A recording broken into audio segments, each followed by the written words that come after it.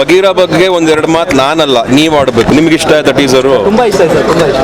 ಅಷ್ಟೇ, ನಿಮ್ಗೆ ಏನು ಬೇಕಾ ನೀವು ಹೇಳ್ಕೊಳ್ಳಿ. ನಮ್ಮ ಕರ್ತವ್ಯ, ನಾವು ಒಂದು ಪಿಕ್ಚರ್ ಮಾಡ್ಕೊಂಡಿದ್ವಿ, ಇನ್ನೊಂದು ಪುಟ್ಟ ಪ್ರಯತ್ನ ಬಗೀರಾ. ಆ್ಯಂಡ್ ತುಂಬ ಕಷ್ಟಪಟ್ಟಿದ್ದೀವಿ, ಒಂದೊಳ್ಳೆ ಸಿನಿಮಾ ಅಂದ್ಕೊಂಡು ಮಾಡಿದ್ದೀವಿ.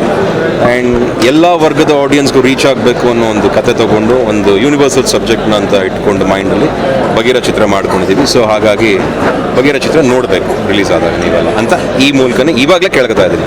ಸರ್, ಇನ್ನೊಂದು ಸರ್ಪ್ರೈಸ್ ಏನಂದರೆ ನಿಮ್ಮ ಹೆಂಡತಿ ಅವರು ಏನೋ ಗಿಫ್ಟ್ ಕೊಟ್ಟರು ಅಂತ, ಸ್ಪೆಷಲ್ ಗಿಫ್ಟ್ ಕೊಟ್ಟರು ಅಂತ ಎಲ್ಲ ಹೇಳ್ಬಿಟ್ಟು. ನನ್ನ ಹೆಂಡತಿ ಏನು ಗಿಫ್ಟು ನನಗೆ ಗೊತ್ತಿರಬೇಕು, ನಿಮ್ಗೆ ಯಾರು ಬಂದು ಹೇಳಿದ್ದು?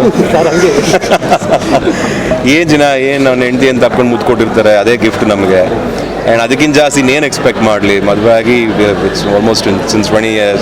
ನನ್ನ ಮಗನಿಗೆ 13-14 ವರ್ಷ, ಮಗಳಿಗೆ 10 ವರ್ಷ. ಸೊ ಇನ್ನೇನು ಅದನ್ನೆಲ್ಲ ಎಕ್ಸ್ಪೆಕ್ಟ್ ಮಾಡಬೇಕು? ಇನ್ನೇನಿದ್ರು ನೋಡಮ್ಮ, ಫುಲ್ ಕಾನ್ಸಂಟ್ರೇಷನ್ ಸಿನಿಮಾ, ಕೆಲಸ, ಒಳ್ಳೊಳ್ಳೆ ಫಿಲ್ಮು, ಜನಗಳನ್ನ ಎಂಟರ್ಟೈನ್ ಮಾಡಬೇಕು, ಒಳ್ಳೊಳ್ಳೆ ಕೆಲಸಗಳನ್ನ ಮಾಡಬೇಕು, ಅಷ್ಟು ನಮ್ಮ ಫೋಕಸ್.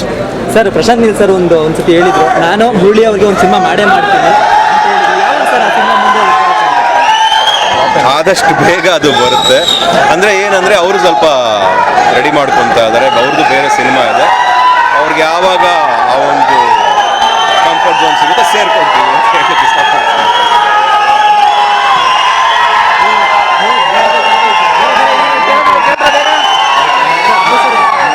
ಆಯ್ತು, ಸಾರಿ ಕಣ್ರು.